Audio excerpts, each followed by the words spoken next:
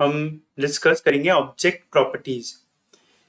जब भी हम मैप यूज करते हैं तो मैप में हम एज ए की कुछ भी ले सकते हैं, string, Boolean, number, object, functions, arrays. पर ऑब्जेक्ट्स में सिर्फ हम स्ट्रिंग्स ले सकते हैं। अगर आप नंबर या बूलियन लोगे भी तो वो इनहेरेंटली स्ट्रिंग में कन्वर्ट हो जाता है।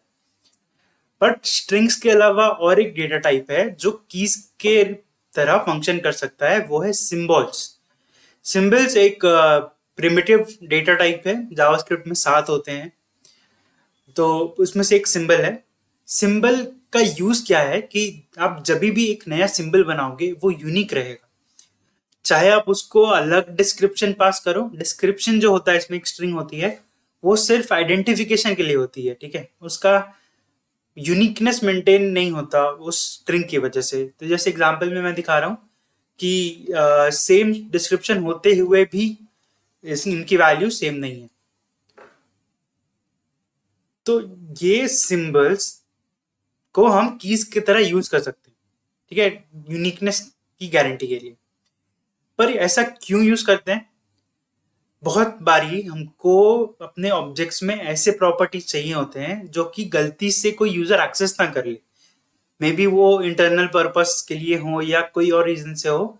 अगर यूजर उसको एक्सेस करे तो वो जान के करे कि मैं एक सिंबल डेटा टाइप को यूज करके इस वैल्यू को ढूंढ रहा हूँ। दूसरी क्या फायदा है कि जब आप लूप करोगे तो ये वाले जो कीज होते हैं ना, सिंबल्स वाले, वो उस लूप में आते नहीं है इनहेरेंटली। तो इसका यूजेज कुछ ऐसे कर सकते हो, आप सिंबल बना लो एक, और अब उसको स्क्वायर ब्रैकेट्स के थ्रू अपने ऑब्जेक्ट में असाइन कर सकते हो, या तो इस तरह भी असाइन और रीड कर सकते हो। तो ये आप देख रहे हो, सिंबल्स आपके स्क्रिप्ट में यूनिक होंगे, पर आप ग्लोबली यूनिक सिंबल्स भी बना सकते हो। ये फंक्शनैलिटी भी एग्जिस्ट करती है। और ये जो की वैल्यू पेयर्स हैं या प्रॉपर्टीज हैं, इनमें सिर्फ वैल्यू नहीं होती, वैल्यू के साथ और भी 3 पैरामीटर्स होते हैं हर बार। उनको हम डिस्क्रिप्टर्स बोलते हैं। तो ये डिस्क्रिप्टर्स क्या होते हैं? एक होता है राइटेबल, जो कि ट्रू होने का ये मतलब है कि ये वैल्यू को आप चेंज कर सकते हो। एक होता है एन्यूमरेबल, यानी कि ये जब आप लूप करोगे ऑब्जेक्ट पे तब ये वैल्यू आएगी लूप में। और थर्ड इज कॉन्फ़िगरेबल, यानी कि ये वैल्यू डिलीट या मॉडिफाई की जा सकती है या नहीं। तो जब भी आप कोई एक नया की वैल्यू पेयर या प्रॉपर्टी बनाओगे ना, तो ये 3 डिस्क्रिप्टर्स ऑटोमेटिकली उस पर बन जाएंगे। फिर कहीं पे आप इनको मॉडिफिकेशन भी कर सकते हो एज पर नेसेसरी।